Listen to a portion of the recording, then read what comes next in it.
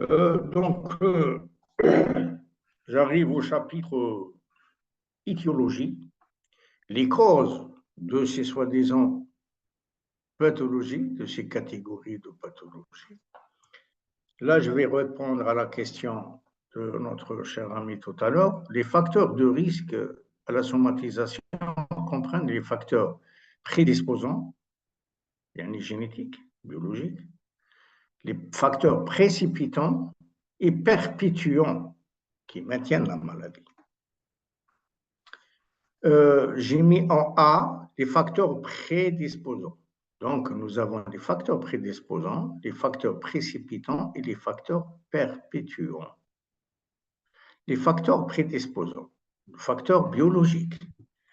Facteurs biologiques, vous avez la génétique et le dysfonctionnement des neurotransmetteurs. La génétique, on a constaté qu'il existait une relation complexe entre les facteurs génétiques et la présence de syndromes somatiques fonctionnels, comme l'anxiété et la dépression. Il existe, il a été constaté, on a constaté, enfin, c'est les auteurs, les chercheurs qui ont constaté qu'il y a, bien sûr, un facteur déclenchant qui est la génétique. La génétique peut donner, la génétique, elle est un peu partout, hein. Le deuxième facteur, c'est la neurotransmission.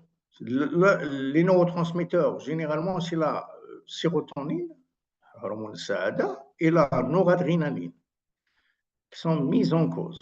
Et nous allons voir tout à l'heure, dans le traitement, nous allons donner des antidépresseurs pour, soit des antidépresseurs sérotoninergiques ou noradrénergiques, pour corriger le déficit ou ce dysfonctionnement en neurotransmetteurs.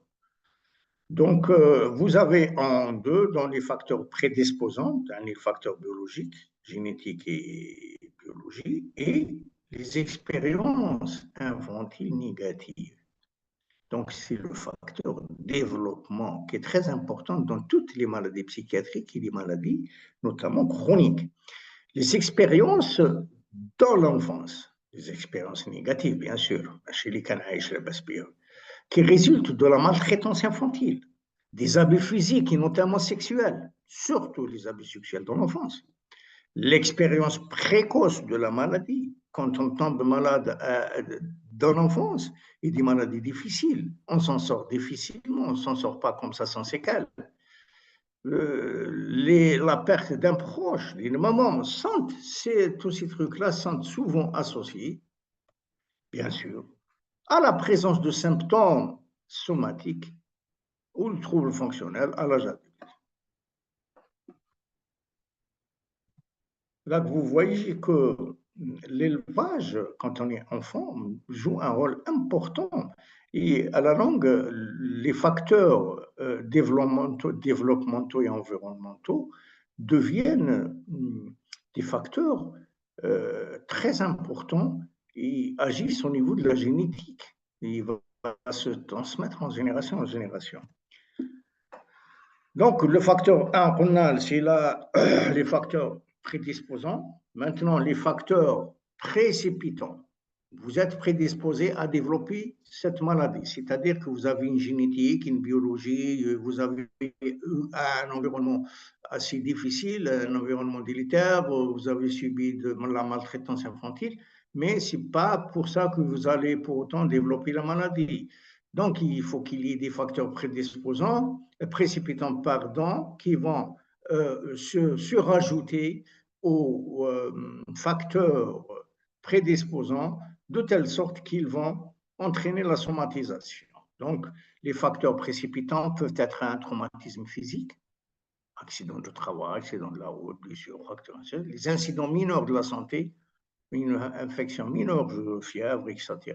Tensions provoquées par des conflits familiaux, des problèmes, séparation, perte, disputes, les difficultés au travail, voilà, les difficultés socio-économiques, chômage, conflit avec le supérieur de l'école.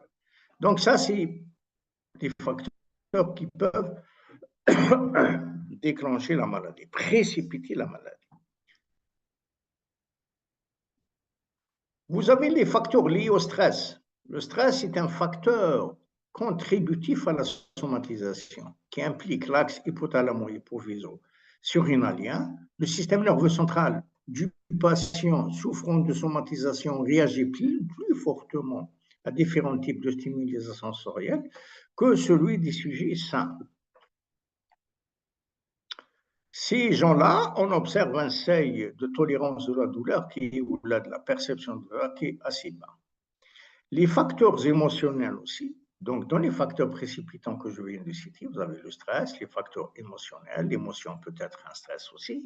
L'individu qui ne reconnaît pas spontanément sa gamme d'émotions est plus susceptible d'éprouver des symptômes médicaments inexpliqués. Les facteurs perpétuants, c'est-à-dire qui font perdurer les symptômes. Plusieurs facteurs perpétuants peuvent influencer la persistance de la somatisation. Les facteurs cognitifs, facteurs psychosociaux, les facteurs liés à l'âge.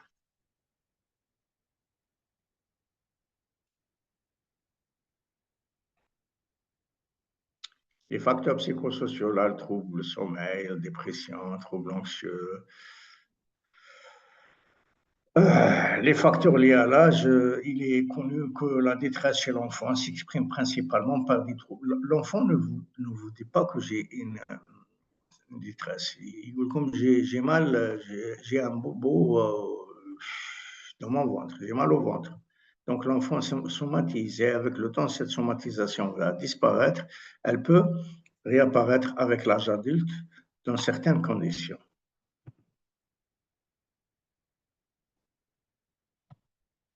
Enfin, j'arrive au chapitre de la prise en charge. Est-ce que vous avez des questions? Est-ce que j'ai répondu à la question? Donc la génétique, là, vous pouvez la mettre un peu partout. Elle est responsable de pas mal de choses. Donc, la prise en charge.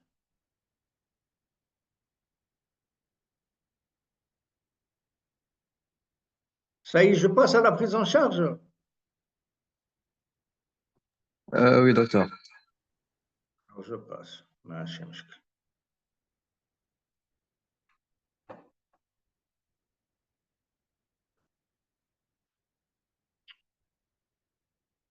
Je connais les étudiants qui sont affectés au A, dans le service maïsé A.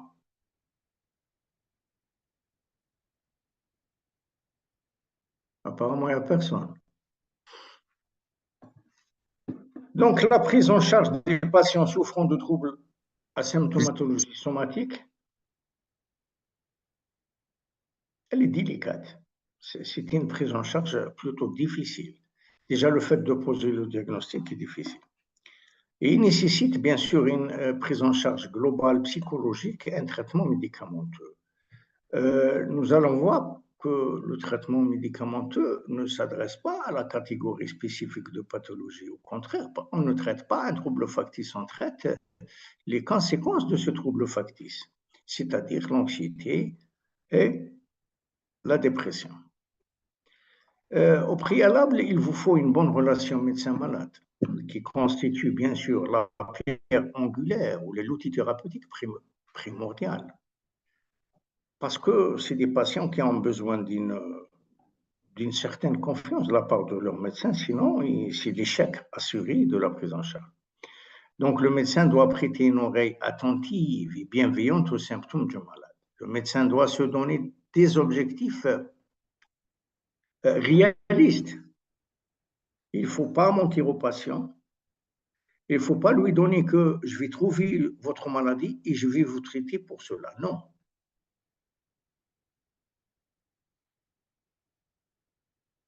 Il faut toujours se rappeler que la majorité des troubles à symptomatologie somatique sont chroniques et qu'ils sont souvent associés à des traits de personnalité. Donc, vous allez trouver des traits de personnalité qu'il faut rechercher, bien sûr. Donc, c'est difficile, qui limite ces traits de personnalité ou ces troubles de la personnalité, limite les capacités de changement de malade.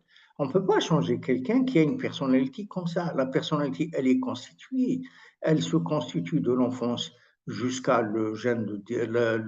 l'adolescence et l'âge de jeune de 18 ans. Donc, quand vous avez un patient qui présente comme ça, qui souffre et se plaint de ça, sachez que derrière, il y a probablement des critères ou des troubles de personnalité qu'il est difficile de changer. On ne peut pas changer une personnalité constituée et ça y est. Donc, traiter les troubles dépressifs et anxieux, souvent associés, très souvent. La prise en charge psychologique. Il faut favoriser une alliance thérapeutique, comme je l'ai dit, et la mise en charge psychologique pour tout médecin qui se respecte, qu'il soit psychiatre ou somaticien, c'est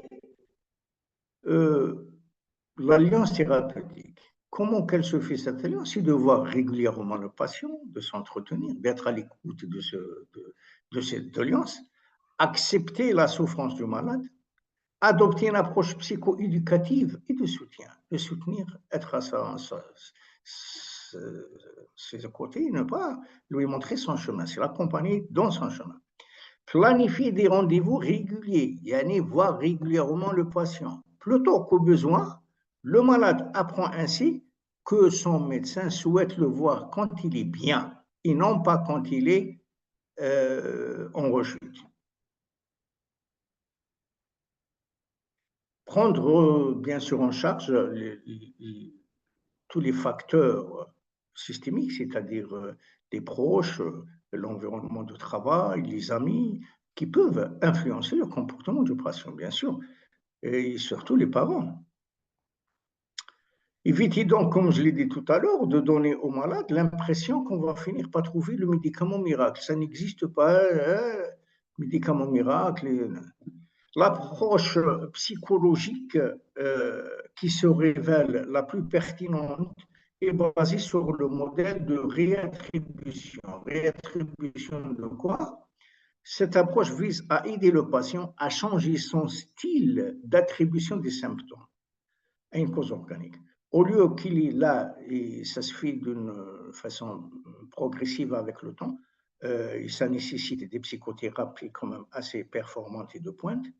Donc, il faut remplacer toutes ces croyances et le fait d'attribuer sa souffrance à des symptômes ou à une cause organique, il faut les remplacer par un modèle qui prend en charge l'ensemble des facteurs, c'est-à-dire les facteurs psychologiques et sociaux, mais aussi les facteurs prédisposants que nous venons de voir.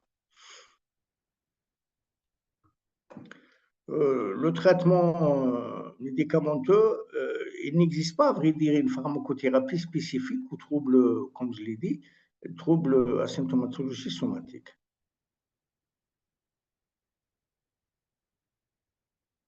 Par ailleurs, il faut être prudent quand on prescrit un médicament pouvant engendrer une dépendance, notamment les benzodiazépines. Là, il faut faire attention chez ces patients-là, ils sont très sensibles à la dépendance et aux effets secondaires. En revanche, si une maladie psychiatrique, par exemple un trouble dépressif, un trouble anxieux, c'est les plus fréquents qui accompagnent le trouble à symptomatologie somatique, est mise en évidence, on doit les traiter. Il faut toutefois se rappeler que pour consolider l'alliance thérapeutique et optimiser l'observance d'une ordonnance de médicaments, comme ce sont des patients hypervigilants face à tout inconfort corporel, les effets secondaires sont à éviter parce qu'ils sont vécus d'une façon dramatique par les patients. C'est pour ça qu'il faut choisir bien, bien comme il faut sa molécule, la molécule à donner au patient. Donc, il faut choisir la molécule qui n'a pas beaucoup d'effets secondaires, même à faible dose. Le médicament, justement, possible à réduire. Parce que ce patient, quand il a des effets secondaires, déjà, il se plaint de pathologie somatique. Dites-le les effets secondaires, hein, il va tout arrêter, il ne va plus vous faire confiance. L'introduction de la pharmacothérapie doit se faire très graduellement, à partir de petites doses, la dose minimale efficace en quelque sorte, afin de réduire au minimum le risque d'effets indésirables. Le traitement de choix, c'est les antidépresseurs, et l'antidépresseur doit tenir compte du tableau clinique que présente le patient, c'est-à-dire l'anxiété ou la dépression. Les antidépresseurs tricycliques, au moins les premiers, la première classe d'antidépresseurs. normalement diront في الكور نتاع psychotrope. La métriptyline, qui est le traitement de base, on le prescrit beaucoup à ces gens-là. Des petites doses, là vous voyez 10 mg, 25 mg, constituent un traitement de choix parce qu'il n'y a pas d'effet secondaire. Elle a un effet, un petit effet sédatif, donc le patient, quand il a un problème d'insomnie ou là, ça lui va bien. Donc, le traitement, la première molécule, c'est tricyclique, la métriptyline. Les tricycliques ont une efficacité supérieure aux inhibiteurs sélectifs de la recapture de la sérotonine, notamment dans les syndromes douloureux. Maintenant, on reconnaît de plus en plus une action noradrénergique dans la douleur. Ceci implique bien sûr la prescription de nouvelles molécules. Si les antidépresseurs noradrénergiques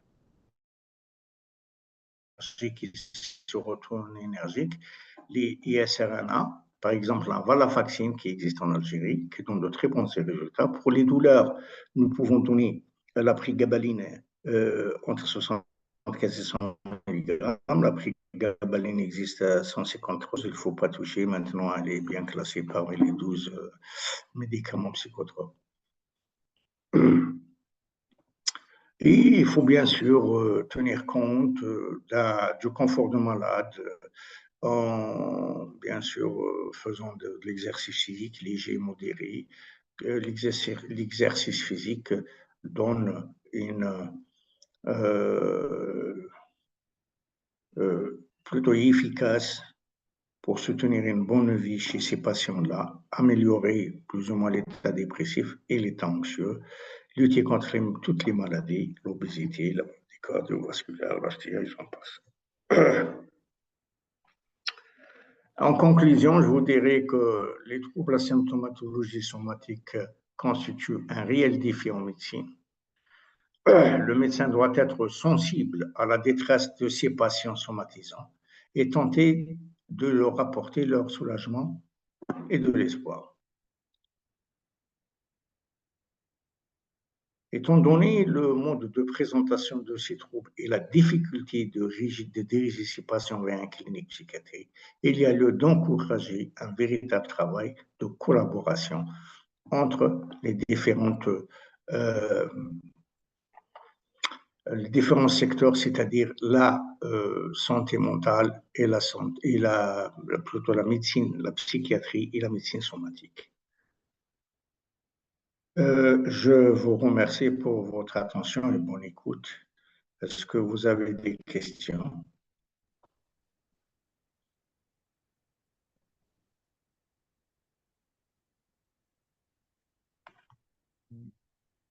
Merci, docteur.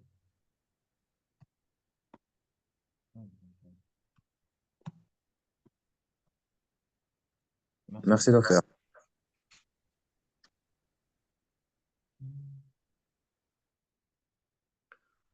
Moi, merci docteur, merci beaucoup, merci beaucoup. شكون moi هذا؟ moi ما كتبش اسمه. Donc, moi les شبه. Comment le savoir puisque انت هو toi? Le nom يخرج من فوق. ما خرجليش. Yousra, خلاص ça y est, je vois. Vous avez un bon point, Yousra.